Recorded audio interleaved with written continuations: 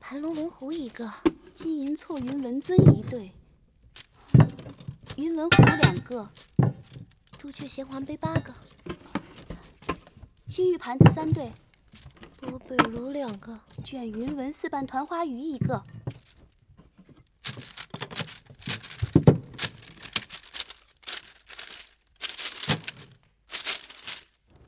大王，这是王后送过来的陪嫁清单。看来王后还是用心良苦啊。王后派人私查从楚国陪嫁过来的嫁妆，她下令让她的应侍们也都要自己清仓查库。芈月嫁到秦国时囊空如洗，就不用查了吧？是。但另外2个应侍，他们2个在楚国都是有点背景的。那个景氏，他的族兄好像就是楚国才子景差。如今他怀有身孕，不能辛苦。你派2个能干的去给他当帮手吧。是。至于那个孟昭氏，就是招阳老贼的。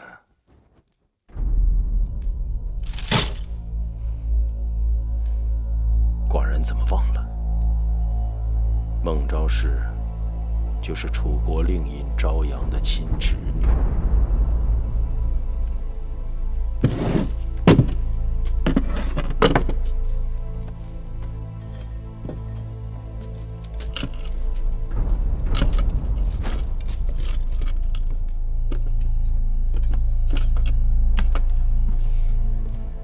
你们给我仔细着点，这些衣服和首饰可都是贵重东西，弄丢了1样，你们赔不起。王后不是让咱们自己清点东西吗？怎么来了这么多不相干的人？闭嘴！景氏那边不也来人了吗？估计是怕咱们自己清点累着。夫人为何如此烦恼啊？大姐，我又不是王后，有数百车的陪嫁，就这么点东西，犯得着翻那么仔细吗？有时数百车的嫁妆还不及那1、2件小东西价值连城。大姐，您这是说笑吧？你们可找到什么了？大姐，你看，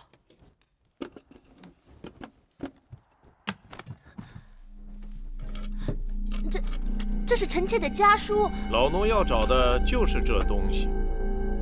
看来，夫人，你要跟老奴走一趟了。大姐，都这么晚了，您这话什么意思？孟昭氏，大王有旨，宣你问话。为什么？见了大王不就知道了吗？请吧。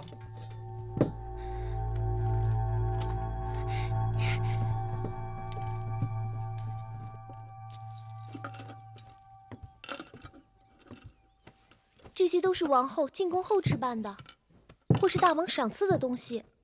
即便如此，也要造册登记，交内府备案。好。王后不好了！昨夜幕间奉大王之令，宣孟昭氏内府问话，一直都没回来。出什么事了？据说孟昭氏与魏国派来的奸细有勾结。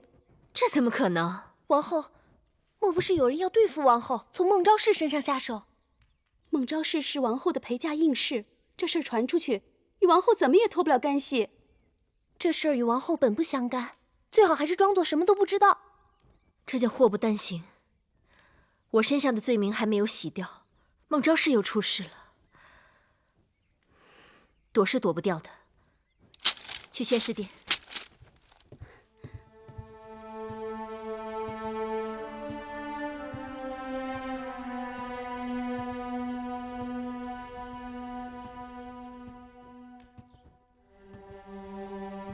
罪妇芈姝参见大王。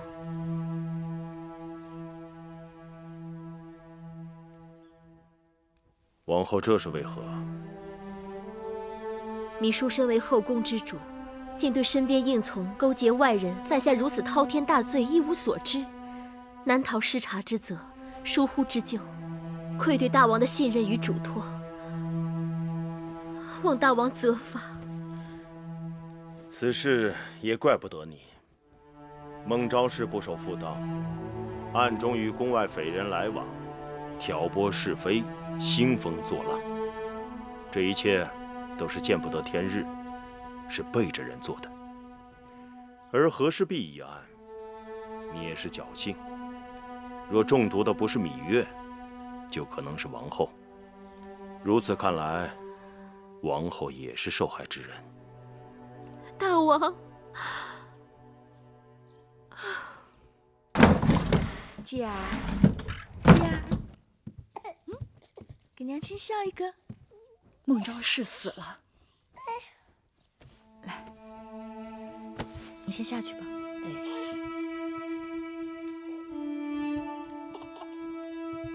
走喽。他是怎么死的？听说孟昭氏是被大王给赐死的。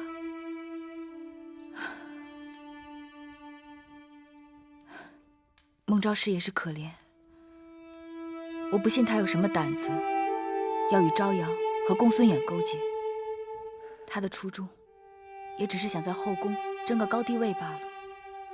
锦诗也跟着毁了。大王下令赐死孟昭氏，锦诗吓得当夜腹痛不止，孩子早产，生下来不到半个时辰就没气了。因为孟昭氏是王后的陪嫁应试，这般寒冷的天气，王后竟粗麻素衣，赤着双脚到宣誓殿去请罪。幸好大王明察秋毫，倒也没过分责怪他。人在后宫，如舟行江湖，到处都是暗礁潜流。纵然自己小心，也难免会有翻船的时候。是啊，陪我去看看王后吧。王后，芈八子来了。王后，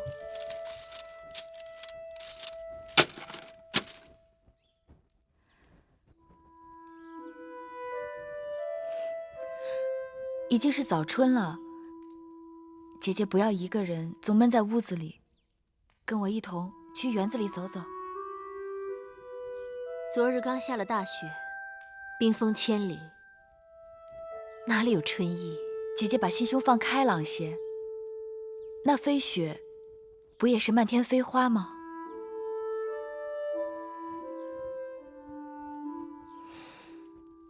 可惜各花入各眼。姐姐，好了，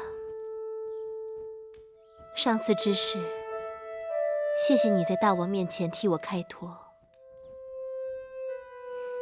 珍珠，去把我那件披风拿来，我也跟着八子出去透透气。是。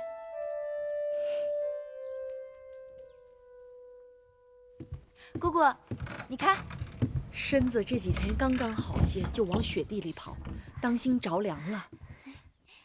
你们两个丫头也是，让你们跟着八子，偏往那不该带的地方去带她。姑姑，都已经开春了，开春的风最冻骨头。哎呀，从怀继儿开始1年多了，不让骑马，不让使鞭子，不让见风，不让见雨雪，不让晒太阳，不让多走动，都不知哪样我还可以做。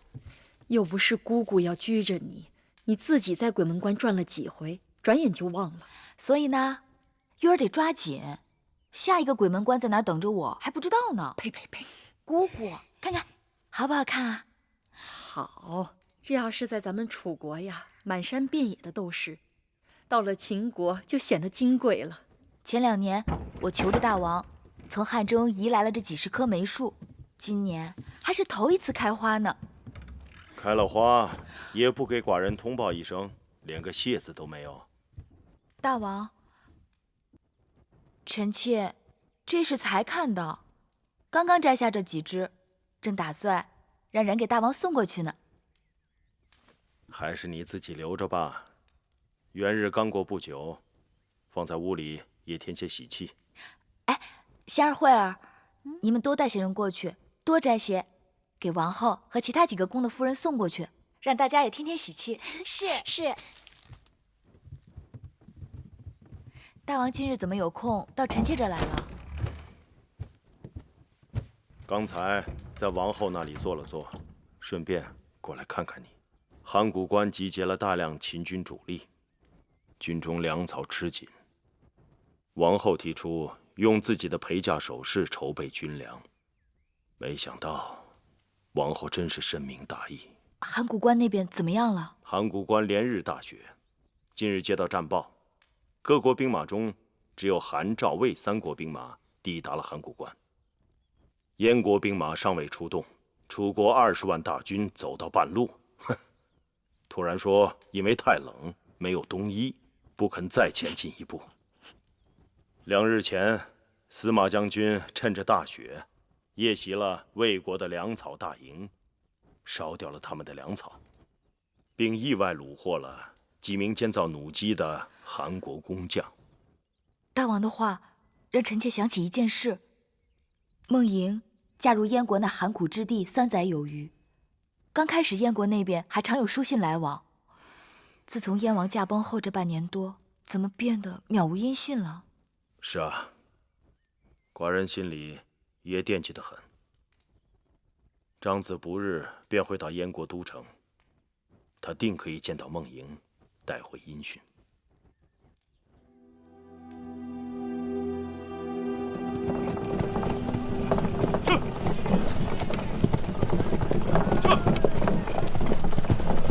公子，咸阳城到了。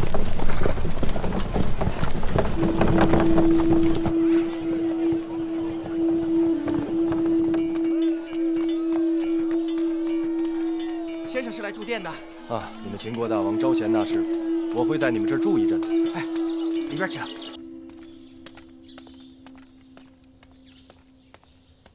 这位校尉，在下东周国世子苏秦，有一封重要书信要面呈你们大王。就凭你，说想见大王就见大王，我们大王哪有这般空闲？苏秦愚钝，还望这位校尉不吝赐教。你是世子，凡世子见大王都凭借策论高低，你的策论若有见地，还愁大王不召见你？此话当真？大王爱才，就看你是否真是有才之人。多谢。鸡儿，看看这个是什么？看看。魏夫人来了。怎么了？咱们这儿来了一位稀客。谁啊？披香殿的魏夫人。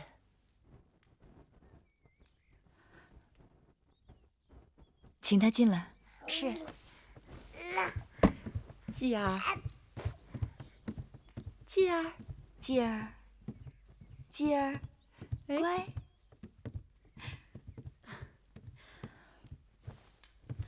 见过魏夫人。哎呦，妹妹太客气了，快坐。这小公子长得朱唇粉面，真招人喜欢。你看，你看这孩子一点都不认生。小孩子心里是最干净的。是，小孩子的心是最干净的。他该午睡了，把公子抱出去吧。是，走喽。哎，走。哟，前些日子，妹妹派人给各宫送来了梅花，图个开春的好彩头。姐姐无以回报，也带了些东西给八子。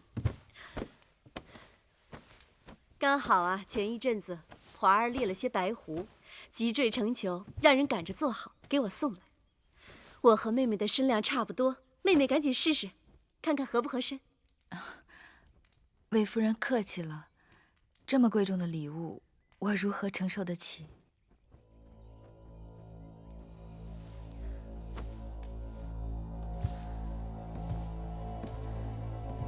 我是特地来向妹妹道谢。上一次若不是妹妹聪颖，向大王澄清了那和氏璧的真相，姐姐险些误会了王后，伤了后宫姐妹的和气。我一心只想报答，但思忖着这入口之物，难免忌讳，所以姐姐快起来，姐姐严重了。妹妹，你是对姐姐仍心存芥蒂呀？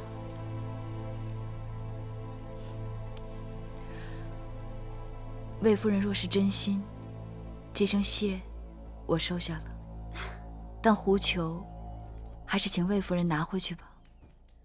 这，妹妹，你这不是拒人千里之外吗？夫人刚才说了，这狐裘是公子华对夫人的一片心意，我怎敢随意夺取？公子华孝顺，是魏夫人的福气。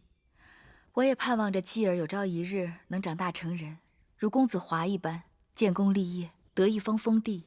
自此，我也就一生无求了。我跟妹妹的想法一样。哎呀，只可惜他人对我误会已深。妹妹，你若不念旧恶，不计前嫌，姐姐愿与妹妹亲如手足。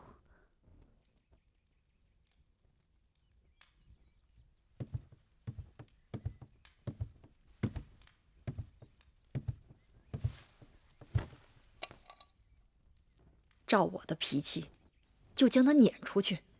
他那次几乎害了你和小冉的性命，如今拿一件狐狸皮就想糊弄过去，哪儿那么容易？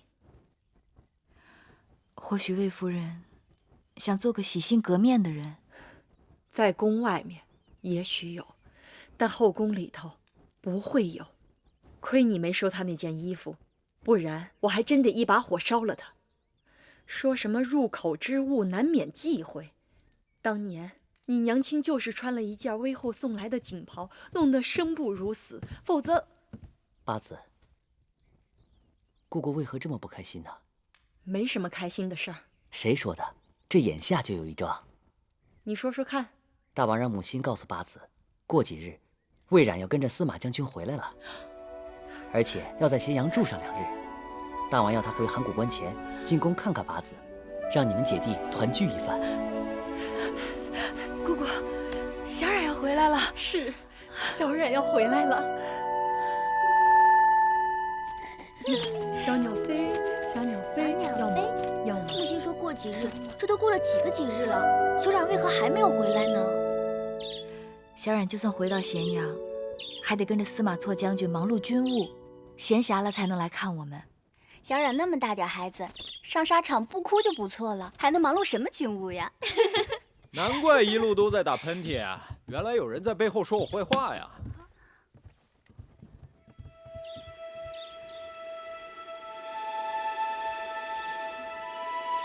啊？哎，不认识了。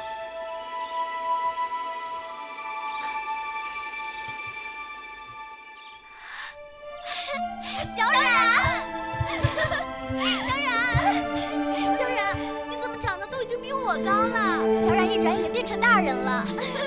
小冉，姑姑，我回来了。小冉，小冉。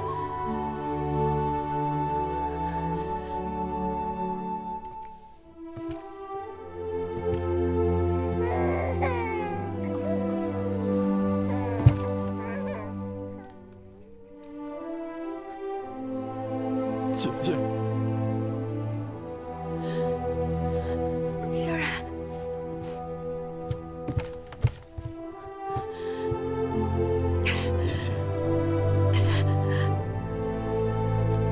小冉想念姐姐。姐姐一想小冉，都变成大人了。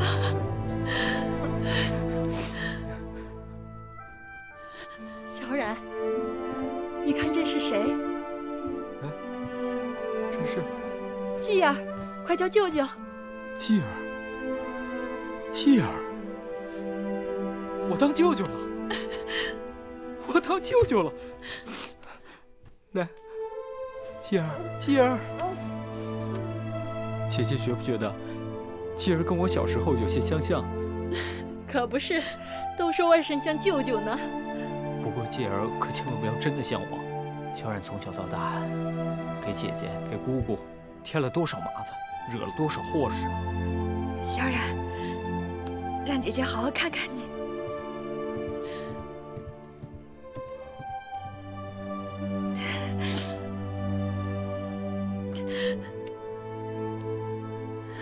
告诉姐姐，你打仗时受过伤，对吗？我知道你吃过许多苦，还不愿意说。你过的是刀头舔血的日子。姐姐希望我做个驰骋疆场的男子汉，小冉从来没给姐姐丢人。这次随着司马将军去袭击魏国粮草大营，小冉又立了军功。函谷关那边战事如何了？楚国兵力正在函谷关外集结，幸好处理子刚刚带着12万的增援人马抵达函谷关，那这仗就好打多了。哎，对了，找什么？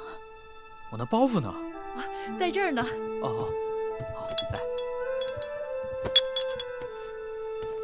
这些东西啊，都是要交给姐姐的，都是小冉军功受赏得来的。有金，还有功勋田，不过只有10亩，还望姐姐不要嫌弃。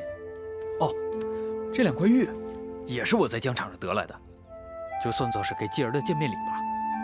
小冉，这些东西我带在身上也不方便，以前还要托放在别人那儿，这次总算能见到姐姐一面，就都带过来了。傻孩子，姐姐这里什么都有。我知道，但这些都是小冉用性命给姐姐挣来的，以后小冉还要挣更多，给姐姐，给姑姑，还有继儿。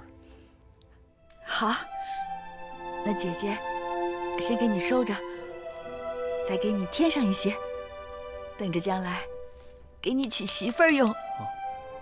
姐姐，慧儿，把衣服拿来。是。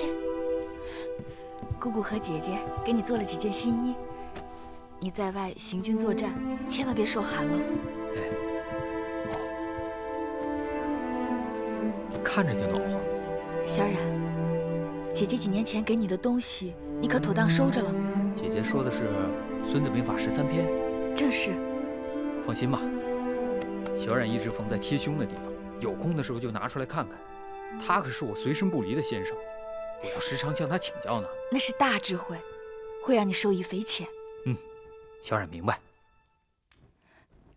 来，试试。好，试试。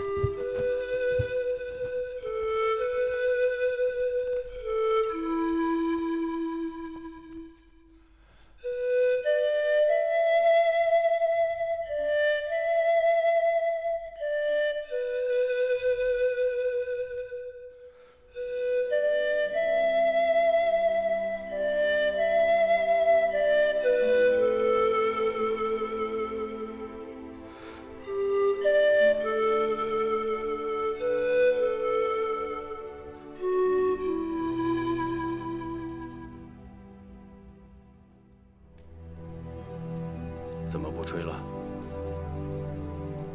许久不吹，都忘了去掉。曲中有些呜咽之声，甚是悲凉。排箫的心是空的，芈月的心也是空的，彼此两相依。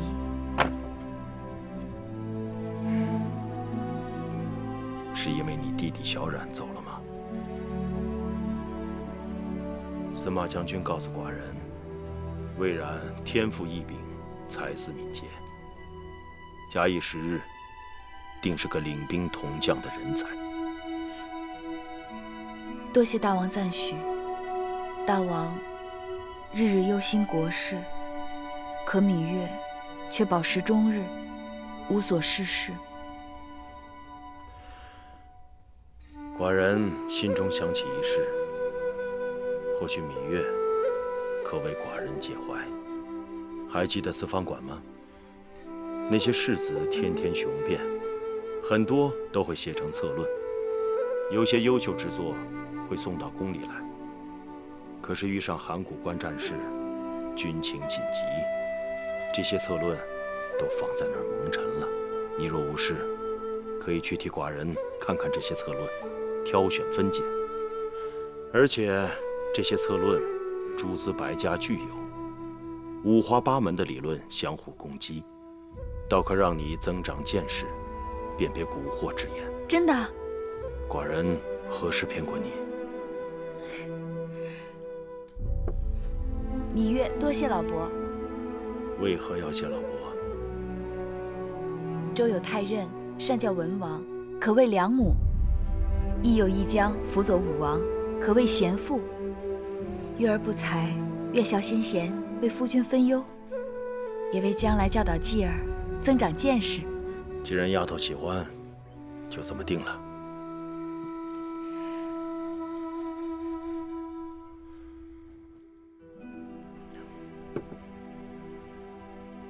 那此刻，我再为大王吹上一曲。好。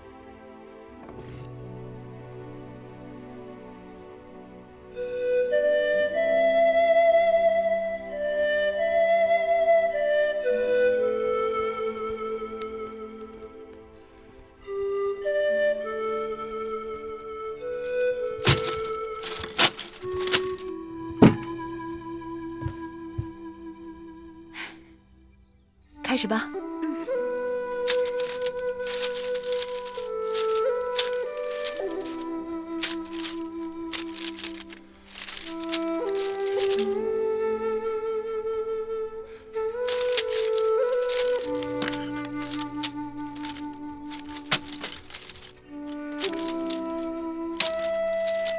选好了，把它挂上去。是。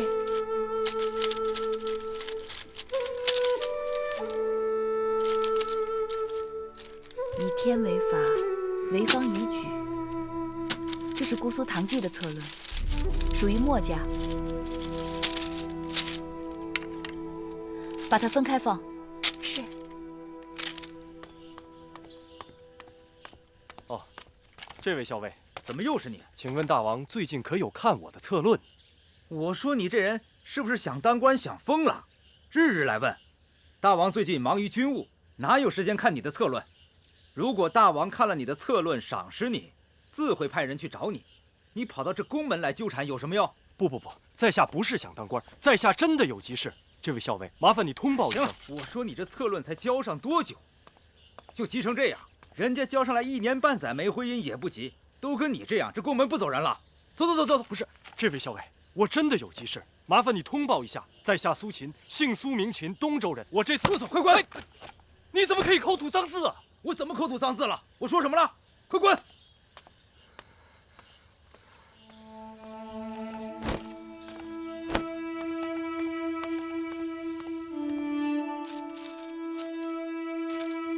八子，天晚了，不急在这一时，咱明日再来吧。不急，让我看完这一卷。这天一黑，小公子就闹着要找你，这会儿肯定连魁姑都劝不住了。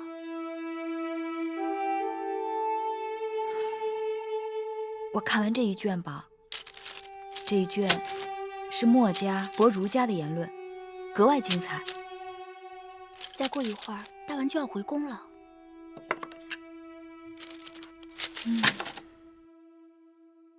好了，走吧。是。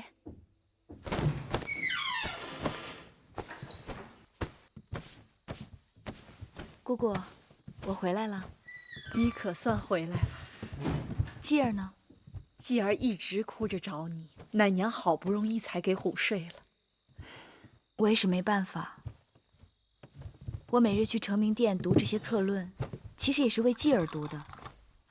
为了将来能够帮继儿管理一方封地，学会如何开疆扩土、建功立业。等继儿长大了，会明白你这个当娘的一番苦心的。刚才夫人说到读策论，倒是想起了木心今日说的一事。怎么了？木心出宫办事回来，见到一位姓苏的东周游士在和守门侍卫赌气，大概是他向大王投了策论，所以隔三差五的就跑到宫门外追问大王看他策论的结果，反倒被侍卫嘲弄。说来也是好笑，难道他以为大王那样悠闲，而天底下只有他一个游士在写策论吗？你不要笑话人家，保不定像他这样的人当中就有未央吴起。假若一直得不到国君重视，他会一气之下投向别国。哎，八子不正好在帮大王看策论吗？那就看看他到底说了些什么，到底是何事让他这般急不可耐的。当儿百日时，芈月曾送他一个金锁。下月嬴稷就满2周岁了，这块玉佩送他，应该也说得过去吧？这玉佩是王后出嫁时魏后给的陪嫁之物，为何要给芈月？住嘴！你们要是再说出这样的话来，这交房殿就留不住你们了。是芈月向大王澄清，救了咱们的性命，做人要知恩图报。出去外人面前提到芈月，更要恭恭敬敬的。王后，自从那个假和氏璧伤了芈月之后，王后也跟着受了连累。虽然后来还是还了王后的清白，但大王对王后仍旧冷了许多，1个月也来不了几次，就算来了，也是几句话一杯茶，转眼人就到西片殿去了。眼下大王的眼里只有芈月一人，长此以往，这后宫哪还有咱们的立足之地？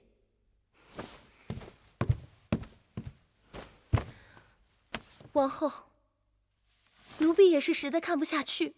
王后今日赐芈月一个金钗，明日又赏她一块玉佩的。可是那芈月呢，何曾对王后感恩过？今日也不常来请安了，说什么大王让她到承明殿去研读策论。那承明殿是什么地方？王后都不能随便出入，怎么倒成了芈月的书房？王后，奴婢实在是替您感到委屈和不值。人无远虑，必有近忧。只争这一时长短，哪有来日天地？这些日子，我把进宫后的诸事细细的想了一遍。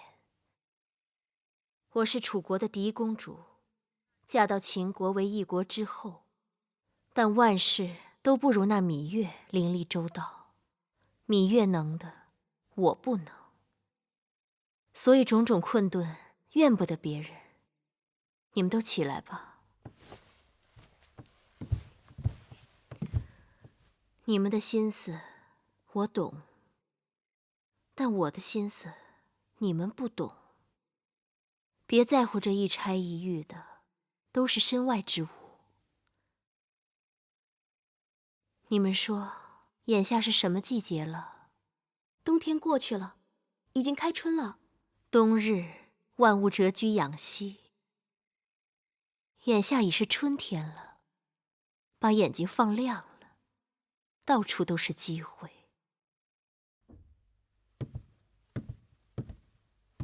大王，王后求见。让她进来。是。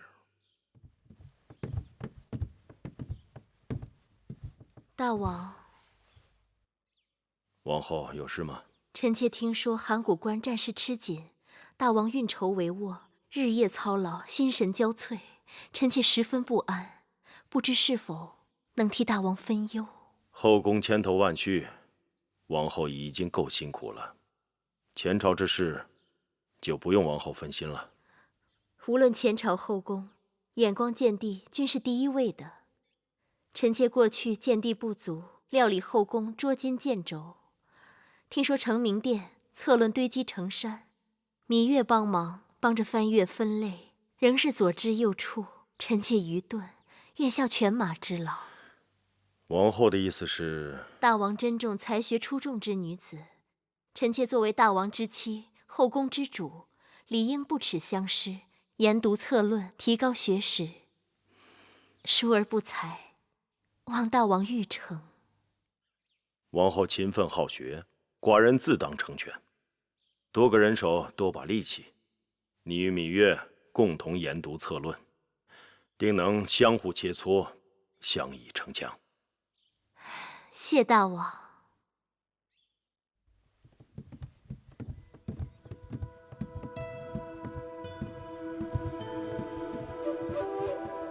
王后，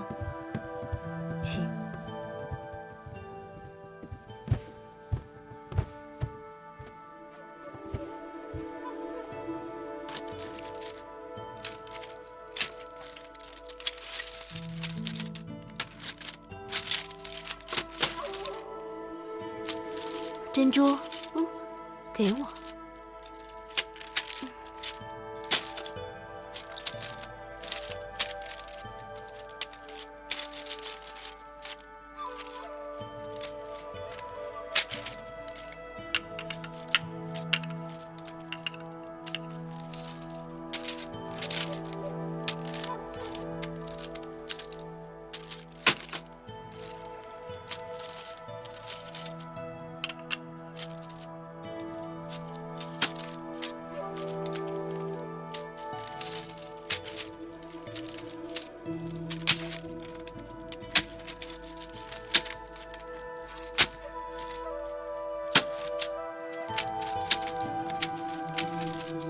妹妹，这份策论讲了一大堆诗书礼乐教的好，可又讲了一堆清静归隐、安贫乐道。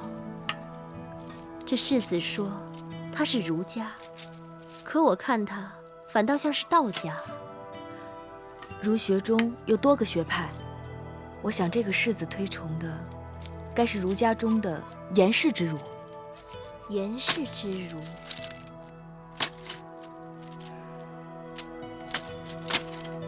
挂上牌子，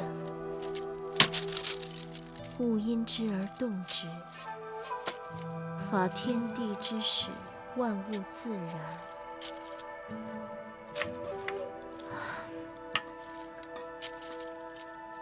甚至不得不然而为。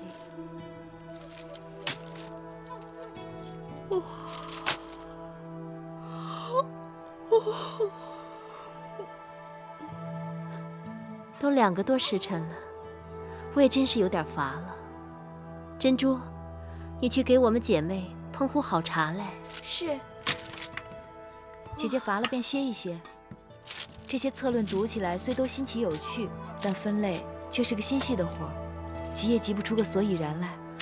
那我可就真歇歇了。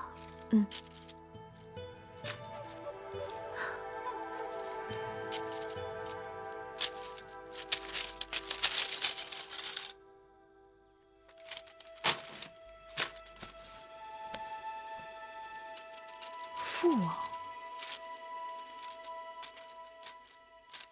出何事了？大公主有难了。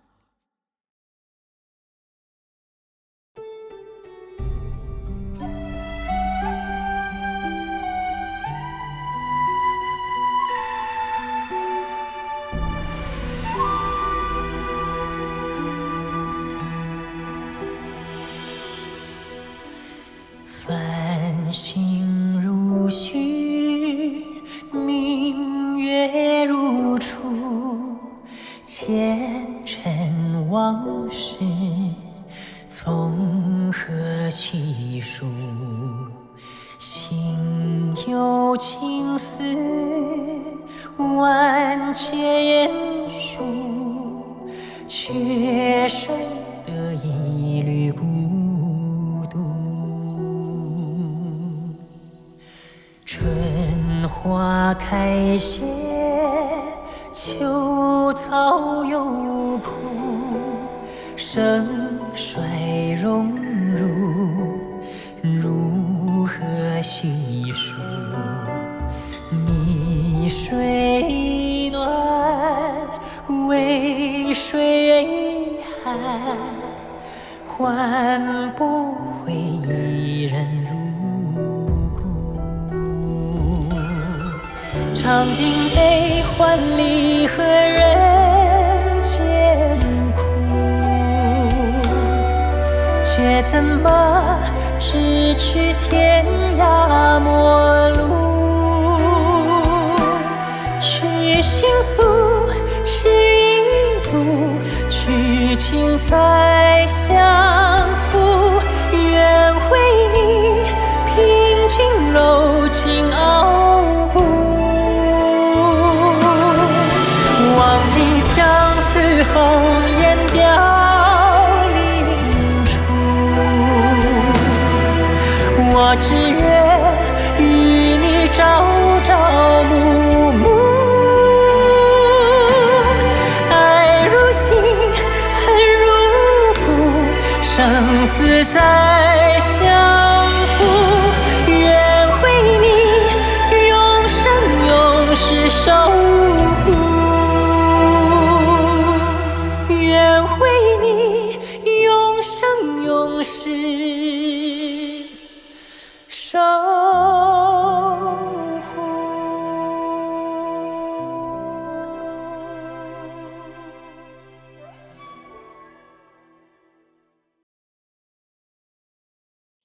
这次张子出使成果赫赫，燕国和齐国答应大战期间只是袖手旁观，其他4国虽然已经出兵，但是真正抵达函谷关的只有赵、魏、韩3国。魏国是主力，以大将申差领兵；赵国派出公子可领兵，韩国则派出太子焕领兵，共计22万。楚国虽以令尹朝阳为首，但20万兵马却仍在路上。微臣派人到楚国，给晋尚和郑袖送去了重礼，让他们在楚王面前多多进言，将那朝阳召回。朝阳回朝，楚军群龙无首，只得搁置在半路上。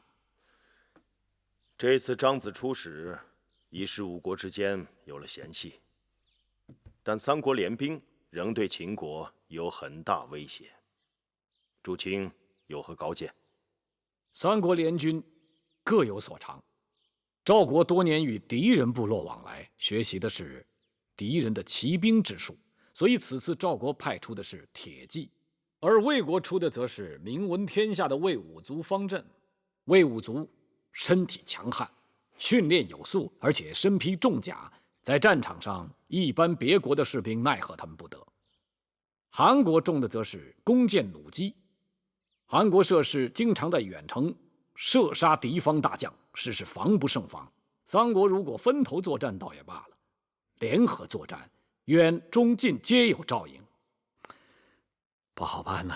好在函谷关一夫当关，万夫莫开，骑兵厉害，却难以施展；铁甲再厉害，也挡不住滚石雷木；射手再厉害，也射不到函谷关上去。再加上3国兵马缺少统筹训练，只要我们准备充分，并经常偷营突袭，必能将其个个击垮。父王，这是司马将军虏获的韩国工匠为我们研制的新型弩机，箭头为棱形，射出去可以穿透5张牛皮。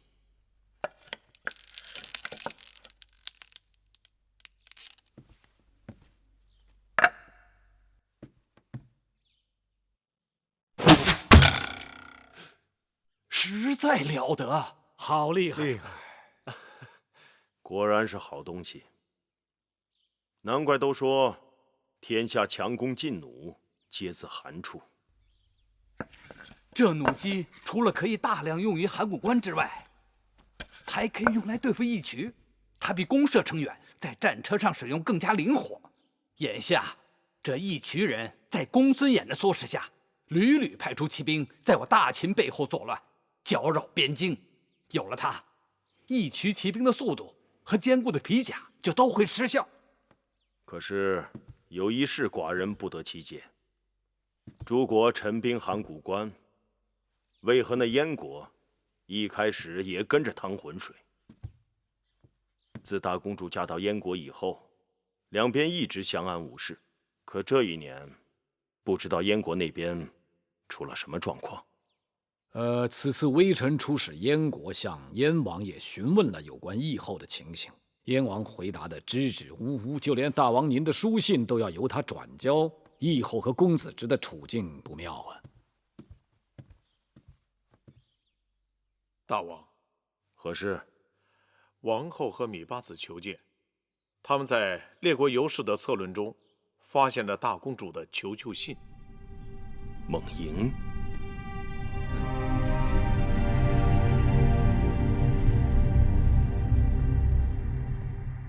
你们先退下吧。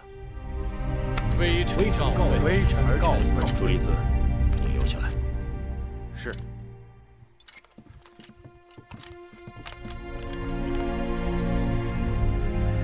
大王，到底怎么回事？臣妾和芈月在翻看各国游士送来的策论，结果在这个苏秦的策论中发现这封卷书，上面是大公主的笔记，不敢延误，所以来禀报大王。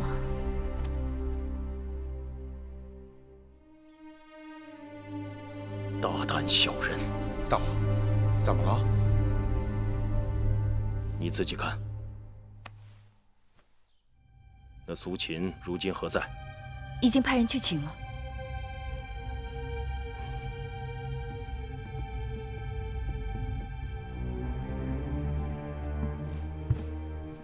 在下东周世子苏秦，见过秦王。此物从何而来？为何要夹裹在你的策论当中？大王如此发问，想必是知道此书信为何人所写。单凭一封书信，或为伪造，只怕说明不了什么吧。大王可认得此玉佩否？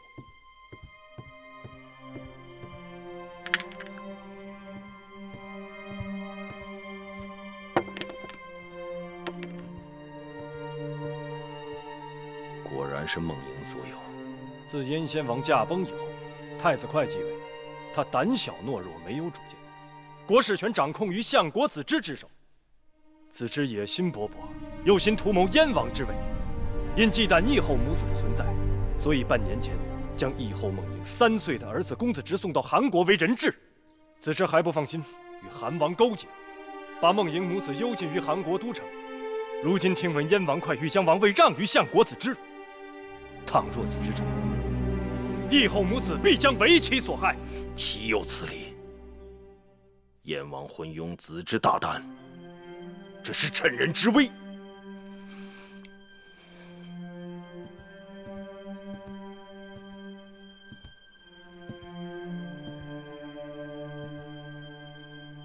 大王好像有心事。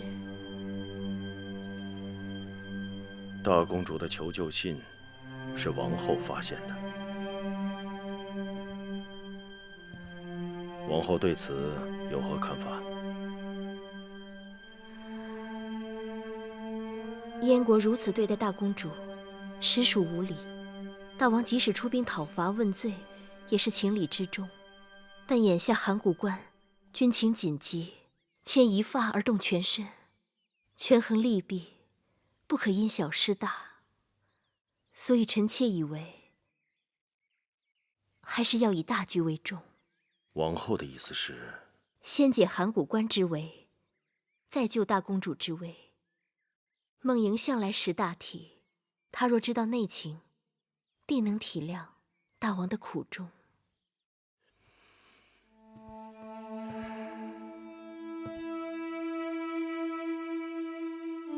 大王，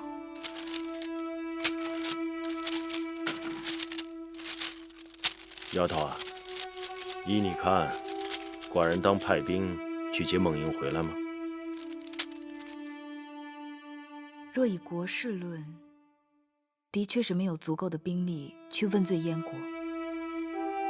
更何况张子刚刚游说燕国同意退出公孙衍6国联兵之术。但是什么？但若以家事论，作为父亲，要接回在困顿中的女儿，那只需一对轻骑，乔装改扮，潜入韩国，接走人就是了。听你说来，这事变得简单明了了。大王，大公主若能带着公子直回到秦国，那燕国的未来很可能就可以通过大公主和公子直操纵在大王的手中了。大王，你想，公子直也是一王嫡子，将来争夺燕王之位，他是有机会的。说得好。那大王的意思是接回孟莹？原来大王心中早有主张。丫头啊，既然是你的主意，老伯就派魏冉带一队轻装骑兵，绕过函谷关，昼伏夜出，直捣函谷都城，接回孟莹母子。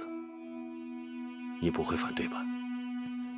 魏冉的确需要更多的历练，大王不会看错人的。好，母亲，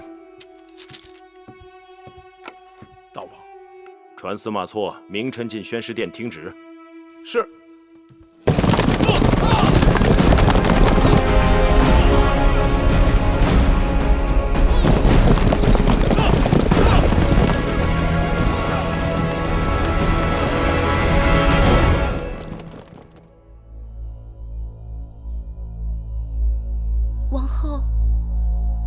春意正浓，花儿开得可好看了。奴婢陪您出去走走。大王派魏冉去接梦莹了。大王的心思，只有芈月能猜得透。别人就算再费心机，也比他晚上几步。王后心地纯良，哪像那个芈月，工于心计。纯良二字，说来好听，实则无用。大王要的是懂他的人。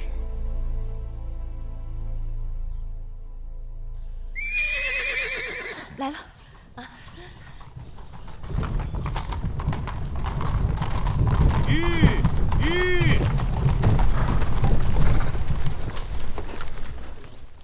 大公主，大公主，芈月，梦莹，姑母，魏冉和侄儿他们到了吗？啊，侄儿，侄儿不是跟你在一起吗？大公主和小公子在离开韩国后，在接近赵国的边境遭遇追杀，与小公子不幸失散。魏冉带人去寻找了。啊？怎么会出这种事情？走，快进宫吧，快进去。姐姐，哎，小冉，姐姐，小冉，我的侄儿呢？小公子呢？臣带着义后突出重围后，再返回去寻找小公子，不料遭到强兵阻截。这才知晓劫走小公子的是赵国赵侯雍的兵马。赵国？赵国人劫走了小公子。这事怎么会扯上赵国呢？这中间的是非曲折我也不知。大公主，大公主，梦莹，大公主，梦莹，父王，父王，我求求你救救我的儿子，他才3岁啊！父王，我求求你了，父王。梦莹，若是能救，寡人岂能坐视不管？看来此时赵侯雍早有预谋，他劫走侄儿，必然打的是挟持侄儿以至燕国的目的。此刻就是寡人再出兵攻赵，只怕也无法接回你的儿子。可我的儿子怎么办？我的儿子怎么办？他才3岁，父王，我的儿子。你放心，你儿子是燕国嫡公子，也是燕国王位继承人。据报，燕王哙已经打算禅让王位给相国子之，正在择吉日举行禅让仪式。而此时，赵侯雍扣着你儿子，定是为了在子之登上王位后，打着推立你儿子为燕王的名义入侵燕国。所以你的儿子是他手中的未来的燕王，赵侯雍绝不会伤害他。就算他不伤我儿，可我儿年幼，不能没有我的照顾啊！父王，父王，父王，父王，我求求你，你送我去赵国，让我去赵国办几颗汽车，父王，我求求你，父王。糊涂！赵国无端劫持他人幼子，正愁着找不着借口在诸国面前为自己开脱，你却自己要送上门去。你可是为了救你，牺牲了多少大秦士兵？你说走就走，难道将国家大事、将士性命视为儿戏？几年前，为了秦国，我将我自己的一切悉数牺牲。我没有国，没有家，没有父，没有夫，我只有跟我唯一的儿子在一起，这个要求过分吗？父王，我求求你，父王，父王，我求求你，父王，我求求你，父王。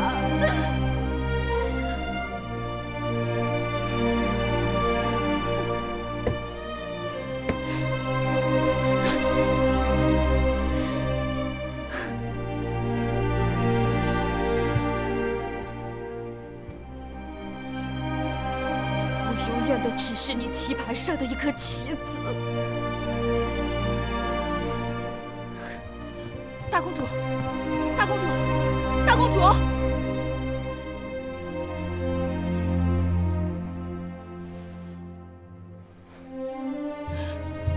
大王，大公主她……芈月，寡人想一个人静一静，你也出去吧。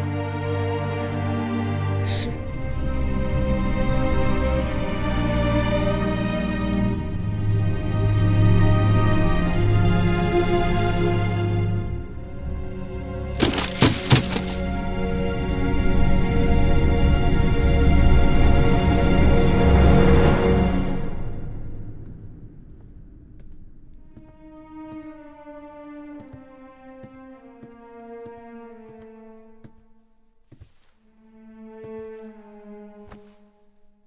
继儿已经睡下了，你也早点宽衣歇息吧。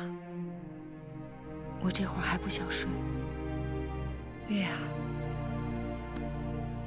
我知道你心里难过。葵姑，你看看大公主，我曾羡慕过大公主。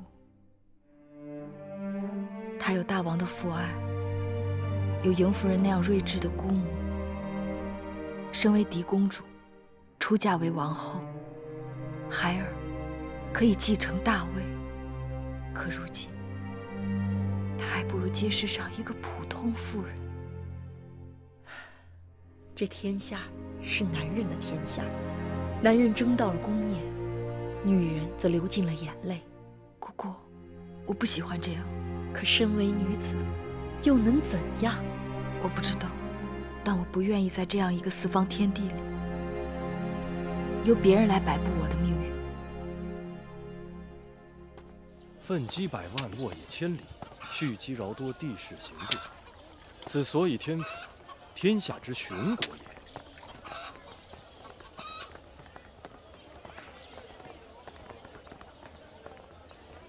我家义后前来探望苏公子。在下苏秦参见义后。苏公子，快请起。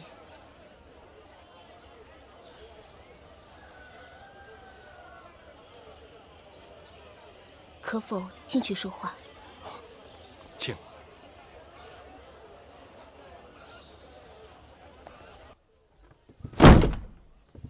敢问义后，这是什么意思？苏公子是梦莹的救命恩人，请受梦莹一拜。义后不必如此，实在是折煞在下了。当日梦莹被困韩国，求守垢面，亏得公子不远千里传书相救。您身为秦公主、燕王后，沦落至韩国被人所禁，苏秦扶危救弱，义不容辞。国相子之害我母子，祸乱燕国。苏公子人人君子，使梦莹脱离大难，大恩大德，感激不尽，自当重谢。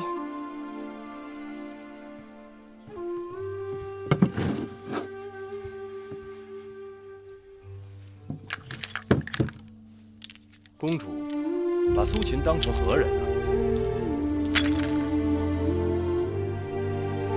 苏公子救我于水火，梦莹无以为报。苏秦和义后乃是道义之交，苏秦只求惺惺相惜。现在看来，义后也不能免俗啊。苏公子洁身自好，梦莹知道，这点财物在公子眼中实在是一文不值。义后若真想谢苏秦，只把苏秦当做一个故友吧。至于这些财宝，在下不会接受。梦莹愚钝，既羞辱了公子，又羞辱了自己，还望公子见谅。哎，义后不必过分自责。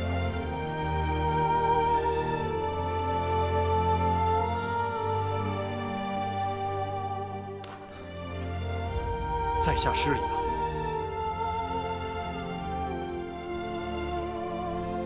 咦，这是什么呀？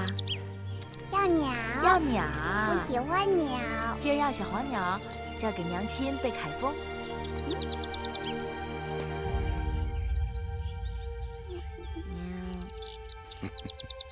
继儿要是忘了的话，葵婆婆帮继儿背吧。哎，会不会啊，继儿？海风自拿，吹比齐些。背得好。大王，继儿，继儿可知道这首诗是什么意思吗？知道。说说看。娘亲辛苦。说得好。娘亲呢？小鸟被人抓走了，他们的娘亲找不到他们了，不能跟他们在一起了。小鸟的娘亲会哭吗？当然。小鸟怎么办？葵姑，带继儿去玩。来，继儿，婆婆带你玩。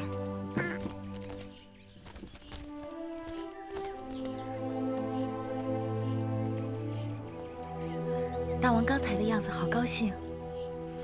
函谷关传来战报，司马将军率部出击，联军不堪一击，一战而溃，斩敌3万。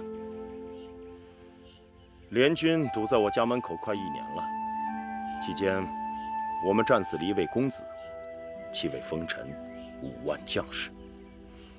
今日总算缓解了联军的进攻之势，也让寡人松了口气。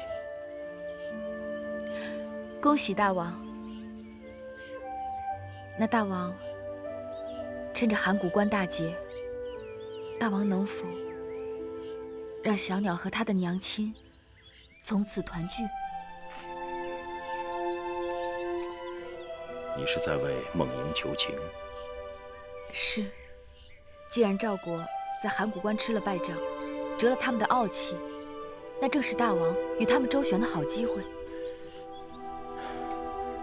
你不知赵侯雍，列国君王中，齐王、魏王早已迟暮，楚王武断，韩王怯懦，燕王糊涂。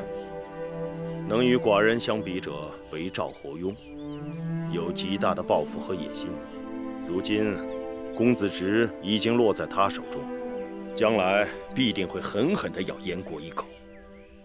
若梦莹再落于他手里，只会让他有更多的机会。大公主曾为秦国牺牲了她的全部，母国是她唯一的靠山。以后还会有无数的王族儿女去为秦国牺牲。大王应该有办法让他们觉得为母国牺牲无怨无悔。国家大政，顾不得儿女之情。有时候儿女之情也是国家大政。人世如棋，暂且让掉一个子，是为了得到更多的子。大王，就算这次让些许利益给赵国，但并不等于将全盘都让给了赵国。但若是儿女对母国心死，是救不回来的。你为梦莹求情，是因为你跟她感情最好？不，臣妾只是说句真心话罢了。我曾有过求告无门的时候，知道那种苦。若是每个人都在别人落难的时候袖手旁观，那就别指望他自己落难的时候会有人相助了。倘若你帮了别人，到你需要求助的时候，依旧无人帮你呢？我知道这种事情不可斤斤计较，我也并非只问耕耘不问收获。但若是一分耕耘都没有，那自然谈不上收获了。大王，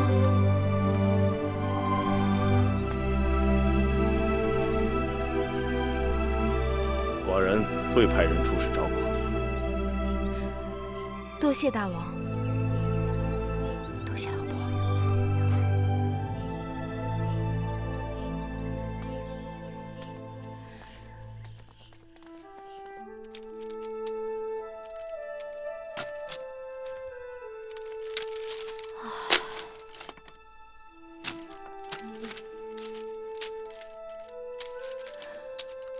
真是绝世良才，可惜啊，可惜。妹妹看到了什么好文章，竟然如此感叹？是苏秦。苏子的策论可谓辩才无碍，满腹经纶。既然如此，还不赶快举荐给大王？这只怕有些不妥。有何不妥？苏秦的策论言辞犀利，论点精辟，但他的主张其实与张子相差无几。这有什么不好吗？从策论中可见苏秦孤芳自赏，桀骜不驯，这等清高之人极易过分偏执。你可知行走列国游说君王，凭的不仅仅是学识，还有洞察人事。朝堂之上若不知缓转，只怕很难与他人相处。可妹妹说他是个绝世良才，如此社稷之气，若落入他人手中，岂不可惜？世上难有两全其美之事。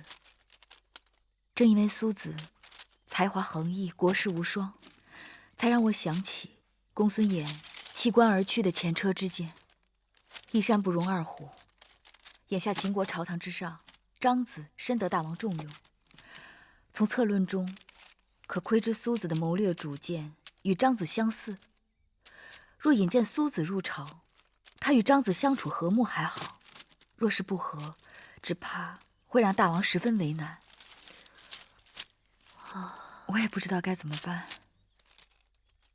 还是让大王自己决断吧。香儿，把苏秦的策论和其他选出的一并送到宣誓殿去。是。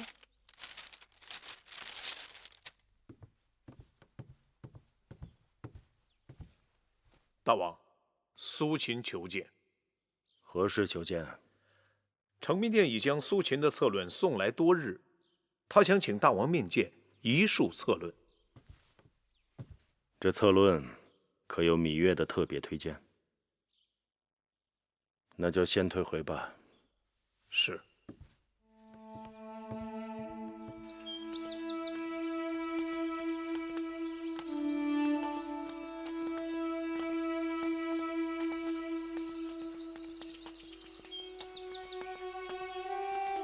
王后，大公主，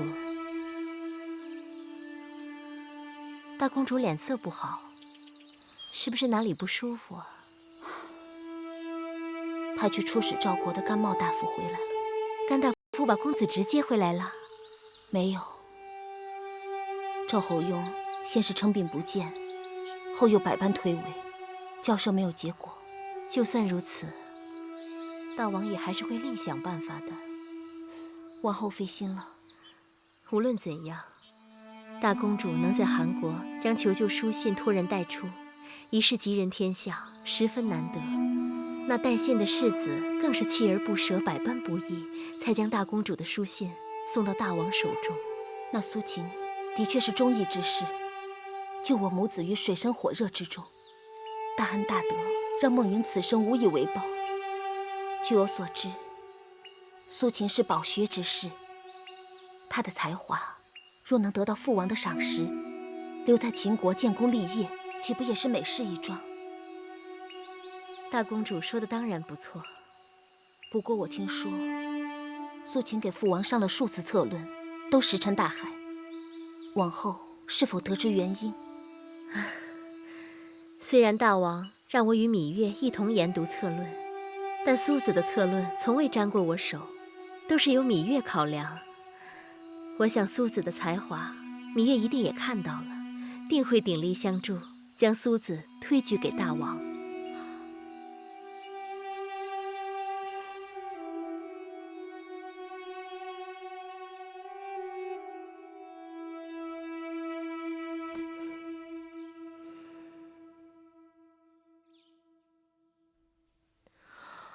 什么时辰了？快到4时了。快，扶我去承明殿。王后担心，王后最近得了头疼病，太医说让您少劳累，多休息。今日承明殿就不要去了吧。每日策论呈给大王，都是芈月在那儿自说自话，大王偶尔找人来研讨，眼里也都只有芈月一人。我若再不去，那承明殿可就真的成芈月一人的天下了。可王后您的身子……走吧，去承明殿。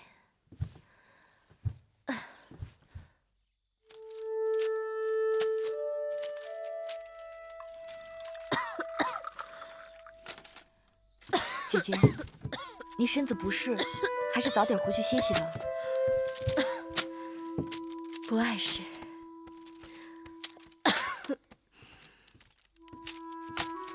芈月，哎，大公主，大公主来了。王后，快来。听太医说你身子还虚着，我正打算抽功夫去看你呢，你怎么就过来了？你去看我和我来看你有何不同？况且我在宫里闲极无聊，只是一心念着我的孩儿。我若不出来跟你说说话，恐怕会愁闷死的。可外面天气那么冷，哎呀，你手冰冷，香儿，快去，好好烹一炉茶来。是。父王果真信任你，把这些重要的异国之策放到案头，由你随心所欲挑选安排。哪敢随心所欲？明明是战战兢兢，唯恐有所疏忽，有所遗漏。芈月做事一丝不苟，可否读过苏秦的策论？读过。是否也有点滴可取之处？苏秦的策论折冲尊祖，纵横捭阖，堪称大家之作。那为何苏秦的好几篇策论投入宫里，都石沉大海？苏秦的策论的确很好，但与大王眼下实行的国策并无二致。你是说毫无新意？角度虽有不同，但乃是异曲同工。这是芈月的见解，还是父王的见解？芈月只是将策论的内容归总，但是否取用，全由大王定夺。这么说，父王的定夺，多少还是跟芈月的归总有些干系。大公主这么说，真是抬举芈月了。既然父王对芈月委以重任，那梦莹就不打扰了。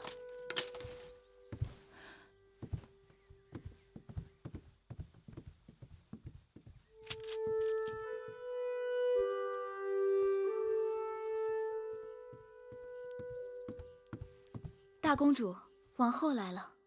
她怎么会来我这儿？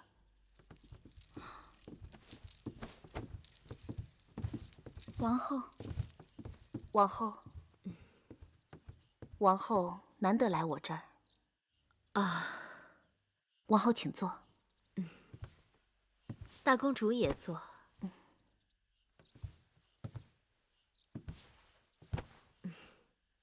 就是过来看看你。自从大公主出嫁，我心里一直牵挂。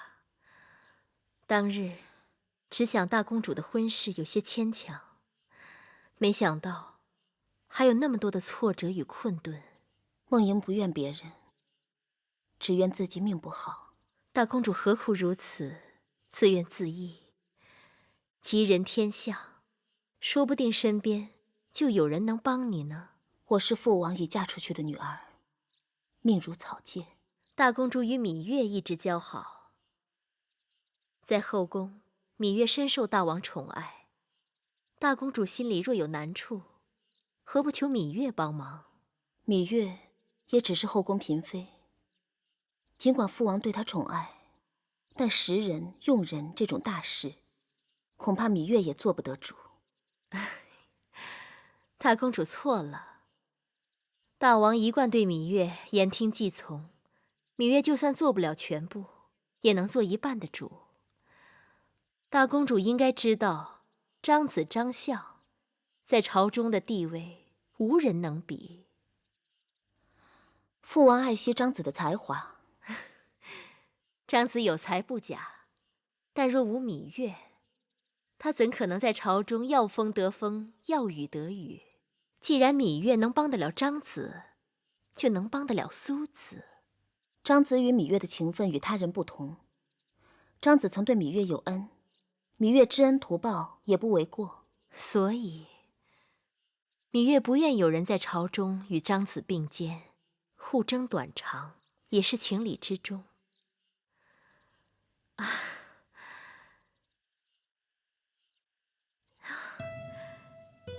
这小衣裳好讨喜呀，是大公主为公子侄做的。我日日除了思念孩儿，还能有何事可做？给他做一些衣裳，一点点裁剪，一点点缝纫，就像一点点摸着他的小身子。公子侄真是有福气，我可从没给当儿做过这么多的衣裳。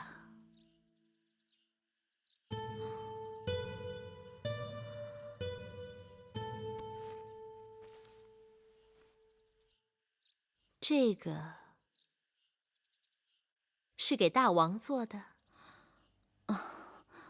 父王挑剔，这香囊我还不知送不送得出去。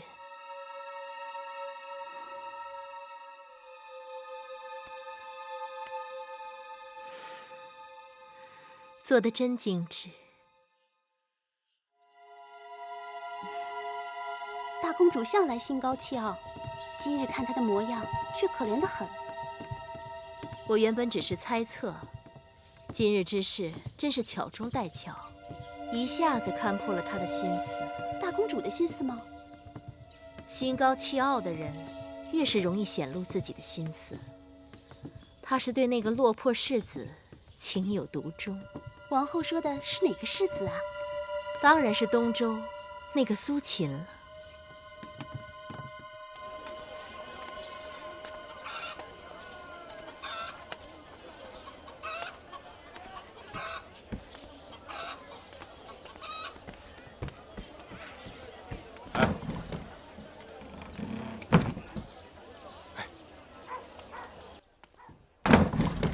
苏先生，苏先生，这壶中没有水了，去给我打水。哎，你已经欠了2个月的房钱了，而且这个月用的竹简钱都还没给，要不您想办法把这钱先给结了。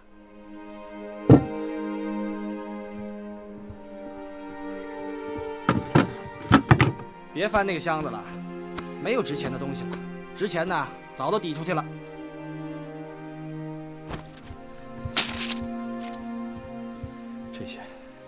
这些拿去卖了吧。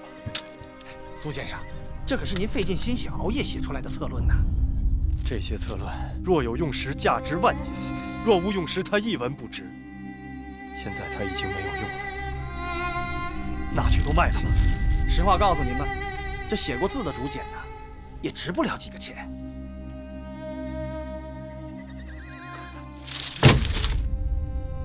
那你说，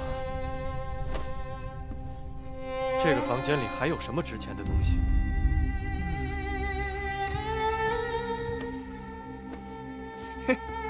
这个，先生，这黑胶球不是挺值钱的吗？好眼光，也就它还能值几个钱。但眼下天渐凉了，我也就这一件可以御寒的衣服。先生先想划过了眼前，再想明日的冷暖吧。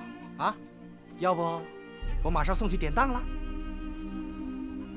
哎，拿走拿走，别再来烦我。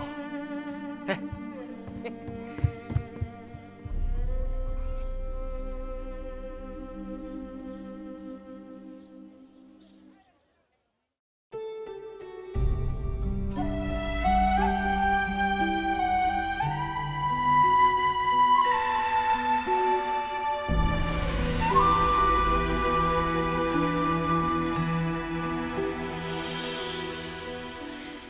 繁星如许，明月如初，前尘往事从何起数？心有情丝万千束，却生得一缕孤春花开谢，秋草又枯，盛衰荣辱，如何细数？你水暖，为谁寒？换不回一人入。尝尽悲欢离合人间苦，却怎么咫尺天涯陌路？去心诉，是一度，去情再相负。愿为你平静柔情傲骨。望尽相思红颜凋零处，我只愿与你朝朝暮暮，爱如心，恨如骨，生死在